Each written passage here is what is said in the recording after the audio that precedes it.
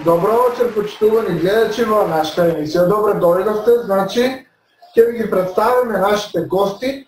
Овие се много познати уметници. Едниот е Александжело од прочуената Маврициус, а другиот е Тим Касо од незаборавниот Джибути. Прекрасен крај за живење. Значи, добре дојдовте. Добре ни дојдовте во нашата емисија. Благодарам.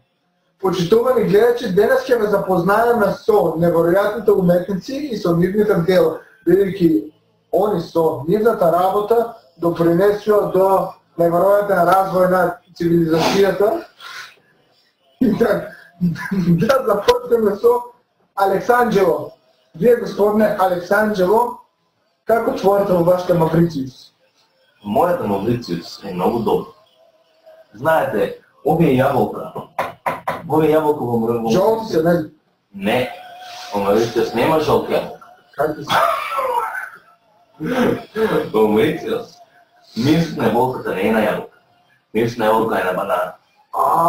Од ова јаболко, таа слика што можеш да се создаде од ова јаболко, е тоа незамисливо чувство на вкусот на банана. А вие имате некоја таква слика? Па секако дека имам. Ова. Гледате ова овде. Да, чудно, чудно. Е ова, да го насликаш. Треба Ова нещо возвишено да имаш. Ова е дупка. Като женски дупки. Добро. Да, разбирам. А ова е Португал. Да, чуден е малко. Голем. Много е голем. Ова е на сликата ќе паде 3 листа. А 3 листа. Секако. Цел блок. Цел блок. Значи ова голема е... Големо. Гледате дупкички има. Колко го ги спукаш тука на лицето брункички и дупкички си има и ова. Разбирам. Стvarno е чудно, чудно. Много големо. Значи, се запознавме почитувани гледачи со Александжело. Наред е господинот Пикасо. Прв братчет за роднина на Пикасо. Добро вечер од мене, јас сум изненадан што присуствувам на ова емисија, јас сум возбуден, сакам да ја поздравам сите мои граѓани, сите мои соучесници од Джибути, мој прв првичет Пикасо и цела нема фамилија. Благодарам. Да.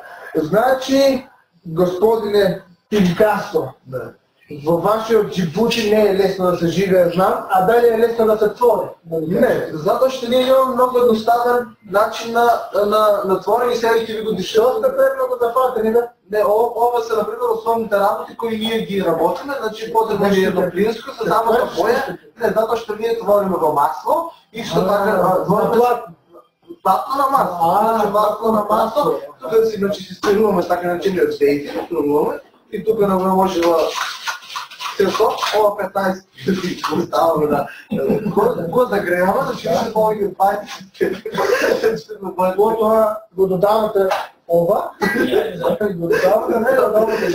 Додаваме јајцата И потоа се создава феноменална слика. Кој е неописливо со овој зборови.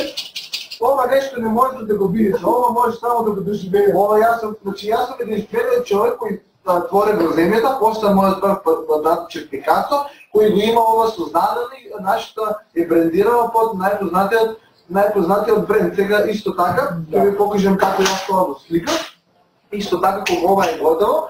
Сега тука да не покажуваме, но че само може да видите како и јас земувам од творењата и веднаш насликувам на масло, затоа што јас творам со многу енергија, јас се сушивам, јас во секој вдигам, влегувам со многу елан, со многу чувство и затоа што не можам, предмногу сум возбуден да ви покажам. А да ве прашам јас нешто, кои се ваши најпознати твори? Сега ќе ви објаснам, значи мои најпознати твори се детето што стоеше на глава. Тоа рече. Тоа е најпознатото моје дело, исто така, таткото што стоеше на глава, мајката што стоеше на глава, братот и сестрата што заедно имаат стоено на глава и цела фамилија ќе имат стоено на глава 25 минути. Тоа е една од најпроверените дела на сите времиња и да стојачите на глава. Стојачите на глава и исто така каменот што пукна на два дела е моје дело, исто така и Тоа пукна од нечија глава.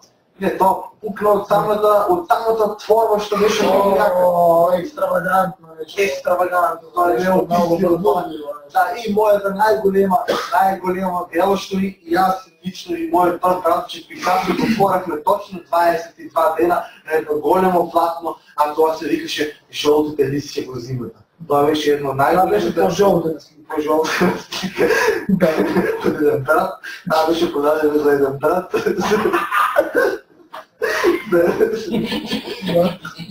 Да, и беше правено по коментарни дели, затоа што јас и мојот брат Пикасо беше, ние сме големи хуманисти, дал ни е во крвта и што така, значи, ева... Извинете, господине Тиндоса,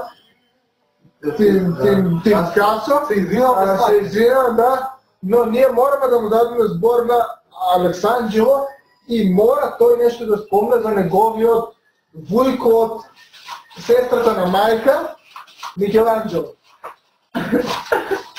Дали е се още жив?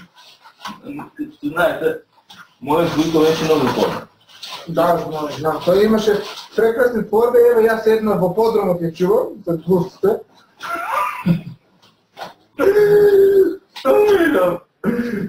Да ме научна се. Мето ова дете што јаде гроза тука. Няма да се точно така. Ако гледате мојот вуйко и јас го гледате. Јас тоа му рекол. Со другарчето си правим маничка онде, да можеме, знаете, да ни дойде инспирација, да сликиме новите слики. А да го оставам вуйко ти на страна, ти можеш да кажеш нещо за твоите творби, кои са твоите най-познати творби, най-продавани творби. Моите творби много са добри. Знаем ли дека са добри? Еве, приятел, што е во соседното студио има веќе една твоја творба. Да, Вие сте му ја подарили за неговиот 68 родендан. А кои се најпознатите? Ние веќе знаеме неколку, но да ги запознаеме и нашите гледачи. Најпозната творба Росица. А, Росица? Дете Росица. И ова Росица е самецата. Ми не знаете како се црта Росица. Ке научи. Моли? Не. Пенкалон? Бојца. Пенкалон? Бојца треба, не моли. Имаш сина, зелена, секако имаш.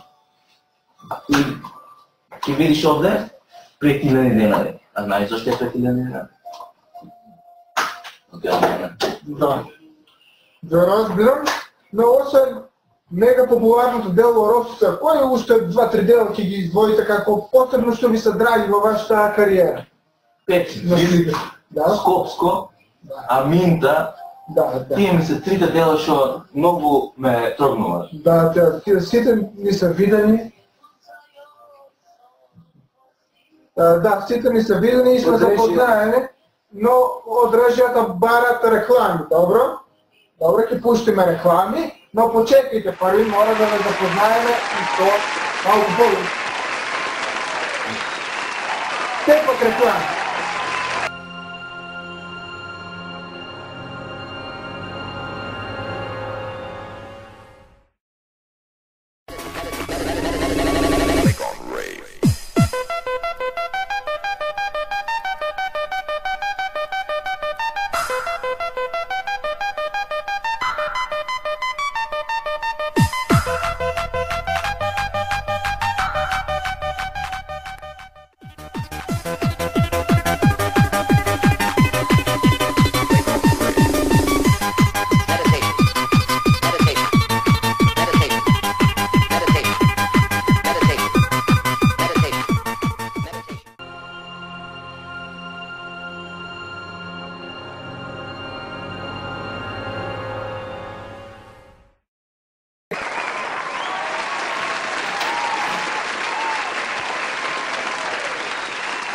Добре дојдовте назад по реклама.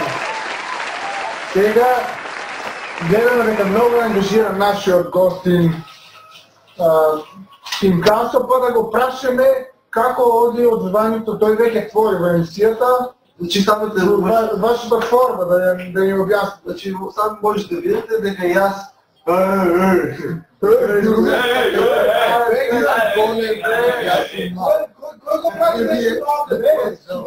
Кој го прати на?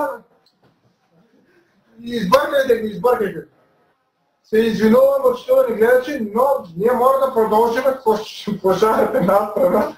Мисъл. Да, господин Тимкасов.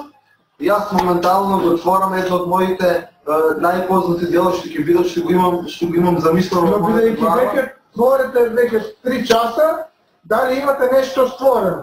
Па и аз, значи може и сами да погледнете какво е ова дело.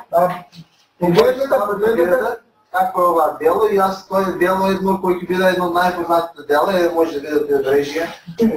Ова не е дечко, не е от режия. Това е коша, не знам как го пущате такви видео в емисия да ви гледам. Режия, ќе ве замолам да ги држите настрана они од публика кои што сакаат да влезат. Публиката после ќе добие CD од оваа емисија и ќе може да погледне себе цел. Значи повторно да го видите само тоа. Да, добра слика. Значи ова е едно од главните дела што масло на платно.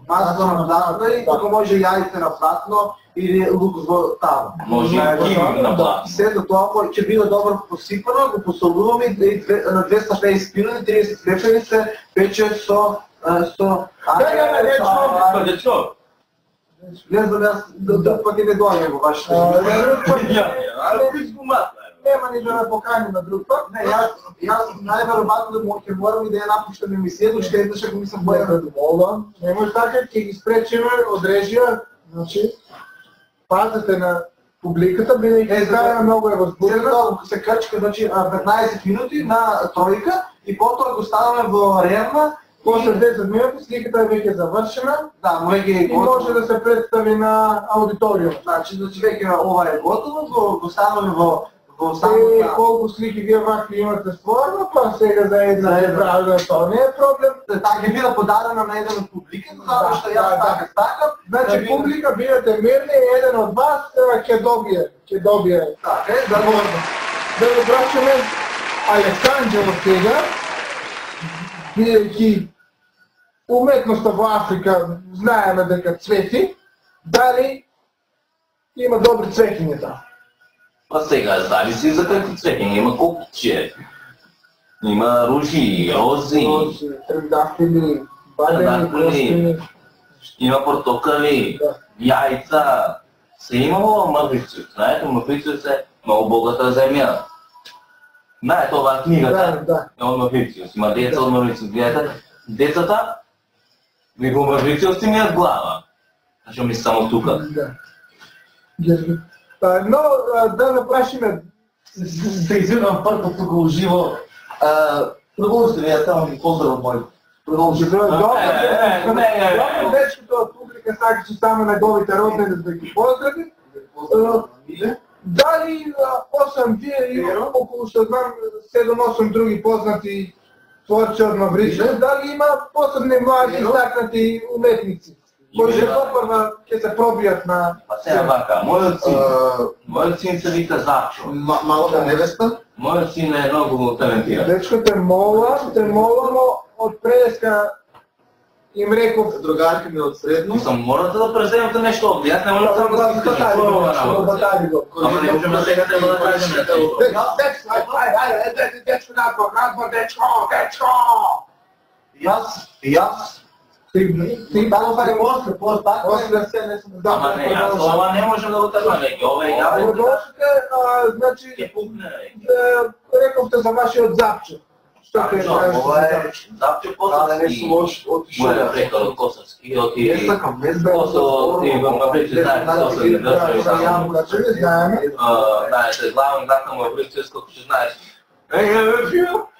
Да, продължите, е Маврицанка. Да. Моята жена се вика Маврициянка. Значи по нейното име е главният град на държавата, добро. И ние така си правиме дома яйца и слив. Църквата Ама моята сина е много талентирана. Вчера нацърта, да, и верувате. Верувам. 2 църти. 2 църти? Знаеш ти колко са 2 църти? Знам дека са много. Моето дете на 26 годишна възраст, 2 църти, първите църти тия му се вължива като. Разбирам вашето дете дека е много талентирано.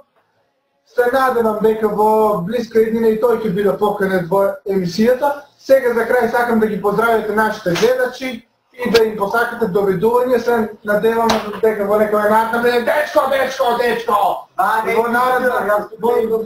дечко! Во некоја наредна прилика ќе се видиме повторно. Довидување, имајте пријатна вечер и останете на нашата програма во вечерната час. Чао, чао!